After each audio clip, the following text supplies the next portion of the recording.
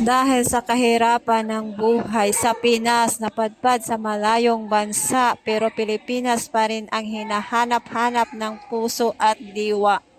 Hello everybody! Welcome back to Uptown Mama Channel. Malungkot pero kailangan tanggapin. Kanang naa ka sa ibang bansa ba gimingaw na pud ka sa imong kinabuhi sa Pilipinas na perte man tani lisura pud tani sa Pilipinas, pero in fairness kung naara gud ang tani koy kwarta nga bisag mga half million ra ang tani nga nakapundo o kinasa kuha bisag magtinda-tinda ko og keeping dito sa Pilipinas.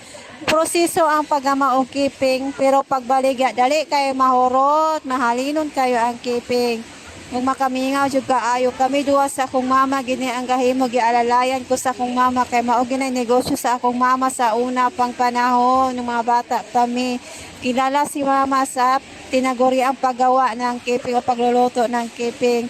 Sana makauwi ako ng Pinas, may dala akong malaking halaga kay gusto ko unta bisag mga half million pesos untani nga akong mapunto sa akong kaugalingon kanang dili na ko kuot-kuoton ba kanang gitago ra jud siya nga dili nimo kinahanglanon ba for in case emergency ra nga naa kay makuot day. That's all for today's video. Thank you for watching. Bye bye. See you on my next vlog. Babu.